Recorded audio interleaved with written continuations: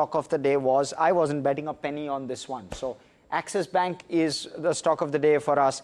In 5 out of the last 7 quarters, the stock has had a downward move on the day after results. And not just a downward move, it has moved down by 2.8% or more. And this 2.8% was, of course, 7 quarters ago. So of late, the volatility post the day of results has just gone up. 5% lower in trade today. There have been misses in terms of expectations. Let's pencil them out one by one. The first one is with regard to provisioning. And elevated provisioning is one thing due to technical write-offs, but that was only to the tune of 821 crore.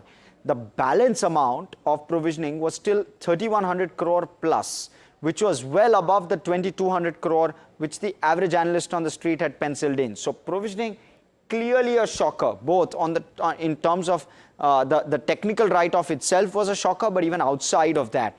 Technical write-offs were taken largely out of prudence, is what the bank said in its commentary yesterday, and they called themselves the most prudent bank, both in terms of providing as well as in terms of reversing the provisions made. So both of those, they've called themselves out as the most prudent bank in the country at the moment.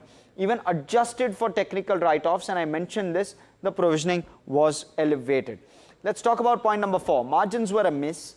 It was expected to trend lower, but they've spoken about through cycle margin of 2.8%.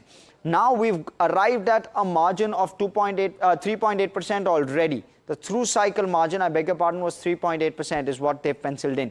So we've already arrived at that margin number, and only 25 bips of the rate cut has been priced in. So we will first see that 75 basis point rate cut getting priced in, starting likely next quarter and fully maybe next to next quarter is what the management indicated.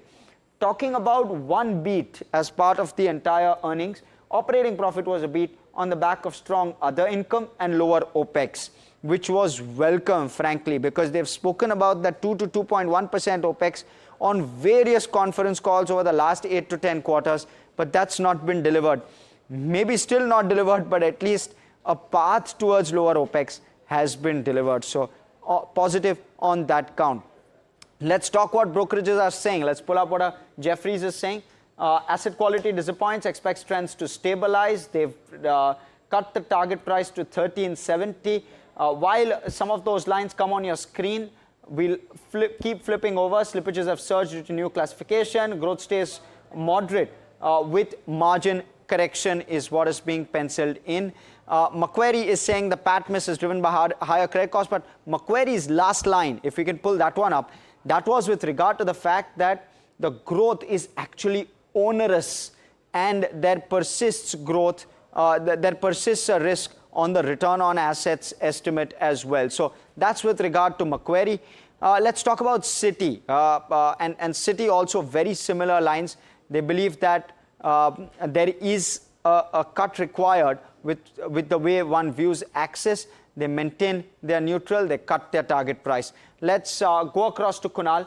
Kunal, what's your take with regard to an Axis Bank in particular at this point?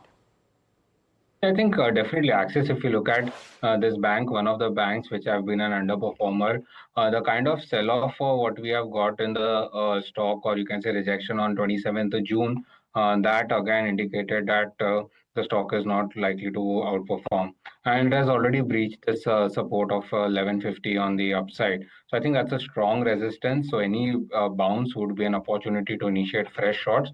You can expect this stock on the monthly chart at least to go towards the mark of 1000 to 950 on the lower end. So I think it is ready to get below that 4-figure mark. So I think 950, 960 is where I'm looking the stock heading on the monthly chart.